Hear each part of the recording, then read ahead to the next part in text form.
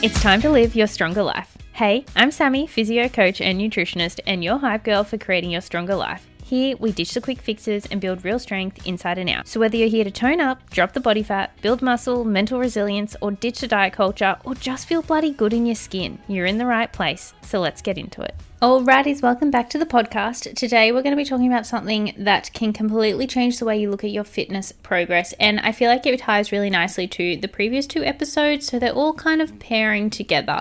This one is all about the phases of your fitness journey and understanding why progress isn't always linear, because one of the most common misconceptions ladies have, and the reason why they derail, fall off track, and keep going yo-yoing backwards and forwards all the time, is because you think that your progress should be going in a straight line, that once you start dieting, you'll just keep dieting until you reach your goal. But the real progress doesn't work like that. Fitness happens in waves and seasons, and the goal isn't to diet forever. The goal is to build a body and a lifestyle that you can actually maintain long term, and then you can cycle through the different phases. You know, if you want to focus a bit more on building, you want to focus a bit more on life and flexibility, you want to focus a little bit more on the fat loss. They're all different phases. The reason why results stick around long term is because you're able to cycle through these different phases instead of staying in one forever. So today I'm going to walk you through the 4 main phases of a sustainable fitness journey and explain why each of them matter. Okay, phase 1, the prep phase or the foundation phase. This is where you are going to be building your habits and your structure that make everything else possible. During this phase, the focus isn't necessarily going to be on aggressive fat loss. It's about building consistency, creating a routine with your training, improving your nutrition habits, learning how to structure meals, develop confidence in the gym.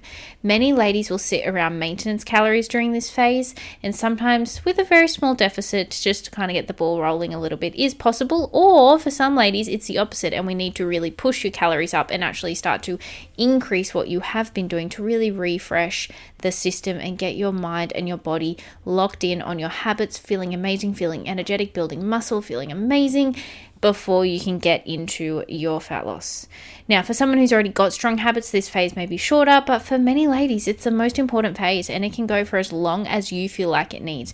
The more on lock you have with your habits before starting a diet phase, the more successful you're going to be in your diet phase. Okay, phase number 2.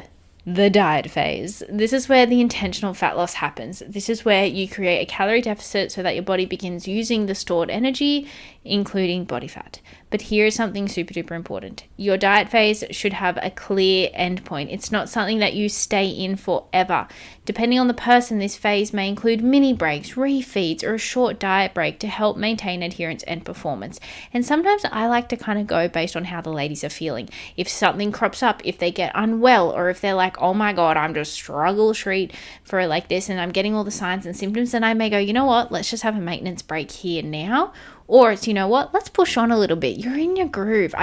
So whilst you should have a set clear endpoint, I also think it's important to factor in your goals and how you're traveling throughout that journey. Because, you know, you may decide I'm going to do a 6-week diet block, but you know, things might crop up in the middle where maybe you have to break it up into like 4 weeks on, 2 weeks off, 4 weeks on. Maybe you get to the 6-week mark, you haven't quite hit your goal yet, but you're feeling really bloody good. You're like, all right, I might push a little bit more. So it does have that flexibility, but having a clear endpoint and knowing that you should not be staying in a diet phase forever, and also be prepared to include your mini breaks, your refeeds, or a short diet break to help maintain adherence and performance as well. So yeah, how long someone can stay in a deficit is going to depend on several things, such as how much body fat you need to lose, how lean you already are, how well your body tolerates dieting, not just you mentally, but also your body physically, and the signs your body gives us that it is tolerating a diet or not, how much life stress you have going on. And so the key is that dieting is just a tool, not a permanent state. In fact, you want to spend more of your life in maintenance, not in a dieting phase.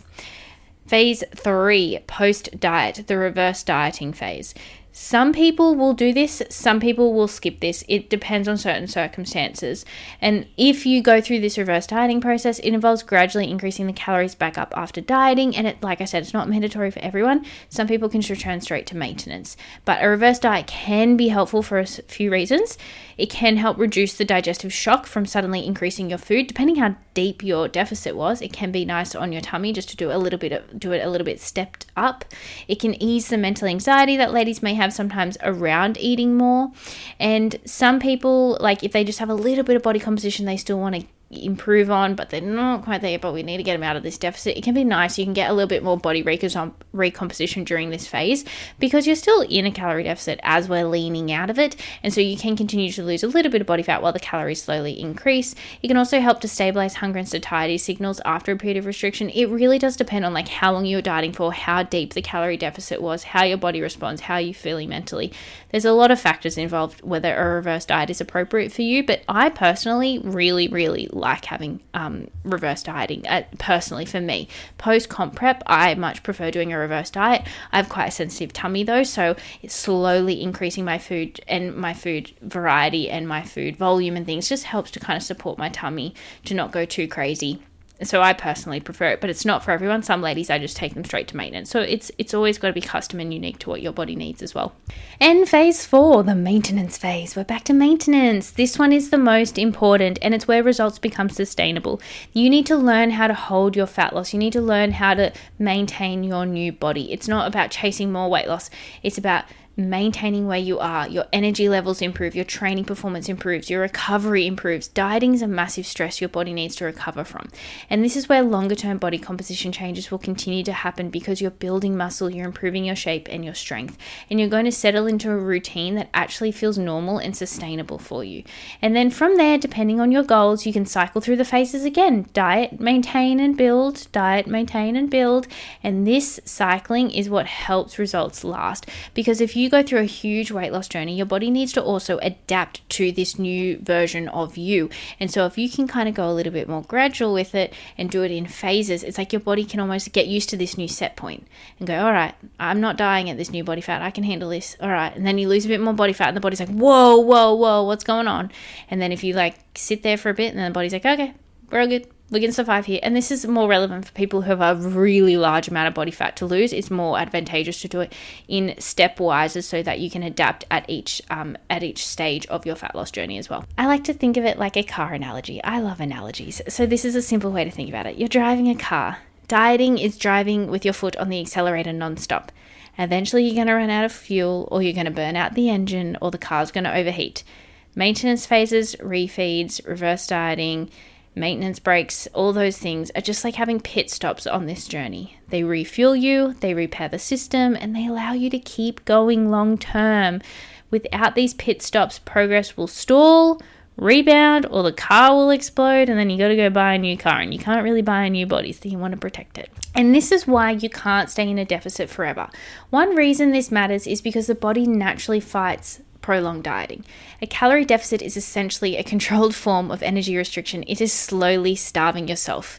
And over time, the body starts to adapt. It doesn't know that this is a short phase. It just thinks, oh my God, if we keep doing this forever, the body's not going to survive. And I'm trying to survive, so I'm going to start fighting back against it.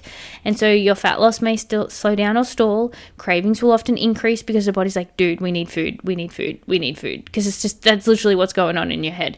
Energy levels are going to drop because it's like, okay, we don't have enough energy. We need to slow down because we need to conserve energy. Stop doing so much. Your training performance is going to suffer. You might feel more food focused, more irritable, or mentally fatigued because your body is now just going into a survival mode of like, get food, stop moving. Get food, stop moving. That is what's going on when you are dieting for really long term. Under the hood, several things are also happening. So your hunger hormones are shifting, your ghrelins rising, making you feel hungrier. Your leptin drops, making you feel less satisfied. Your body will subconsciously move less. This is your non-exercise activity thermogenesis. Non-exercise activity thermogenesis. So things like fidgeting, walking, and everyday movement decrease without you even realizing it. You may notice that your house is starting to get a bit messier because you don't have the energy to clean up. And even small tasks can start to feel harder. This is your body trying to conserve energy, which is why cycling these phases is so important and recognizing when you need to have a break. But not everyone's journey is going to look exactly the same. Some people may use mini cuts, which are short, more aggressive fat loss phases. These tend to work better for experienced ladies who can just commit and go, look, I'm going at 100% all in for a short amount of time. Others may focus more on just building muscle, where their goal is just gain muscle rather than losing weight, but they look better and leaner because they're building muscle. This can be especially helpful for those who have been dieting for years and years and feel stuck, or if you're a bit if you feel skinny fat, build muscle first. Don't even think about dropping body fat right now. Focus on building muscle first because you are just going to look 10,000 times better for it. Then there's body recomposition, where you may slowly lose body fat as you're gaining muscle at the same time. You cannot turn body fat into muscle. See my previous episode where I talk about that. And this one's a really common one for beginners or people returning back to training after a really long break. You can usually get away with both at the same time, you lucky ducks. But if you're more advanced, you are better off going through building and mini cut phases. One of the most common approaches, though, is steady fat loss combined with refeeds or diet breaks, which helps you to maintain training performance and long-term adherence. But again, it depends on how much body fat you have to lose, where your body's sitting at currently, what your life looks like, what's practical for you. If you have a really, really hectic, stressful job, it may be better to just go, look, I've got a little bit more chill time for the next 6 weeks. I can really lock in on my aggressive fat loss phase, and then I'm going to sit at maintenance during the most stressful phases of my work schedule. Things like that can work for some ladies, whereas like busy moms who need like maybe a little bit of flexibility, maybe just like being in a modest deficit and then just taking little refeed breaks throughout the time, that might be more beneficial for them. If you're someone who's been chronically dieting for a really long time, you're just building muscle. You are just working at maintenance and building muscle. We are not going to do dieting for you just yet. So again, it's very unique, very different for every individual. And another important piece of the conversation is the scale, because many ladies assume their dream physique means they need to be as light as possible. But the reality is that your ideal physique may be and probably will be heavier than you expect, especially if you're trying to build muscle. The scale can stay the same while your body changes dramatically, and it's completely normal to see spikes, plateaus, and sudden drops on the scale. Progress can look messy week to week, but still be winning long term. So if there is one message you can take away from this episode, it's that fitness is not in a straight line. It happens in phases. Diet phases help you lose fat. Muscle maintenance phases help you to sustain results. And cycling between those phases is what helps you to build a body that lasts. Because the goal isn't just to get results, it's to keep them and to live stronger inside and out and actually enjoy life at the same time. So if this episode helped you understand the bigger picture of your fitness journey, share it with someone who might need to hear it as well. And just remember, long-term progress isn't about doing everything perfectly. It's just about staying consistent through all the different phases of life and of your fitness journey. Thanks so much for listening. If you found this episode valuable, please rate, review, and subscribe. And I'd love if you shared this on your Instagram and tag me, Sammy_livestrong. And if you'd like to learn more about my coaching and join the Project Livestrong family, please message me, Livestrong, on Instagram, and I'll see how I can help. I'll see you next time.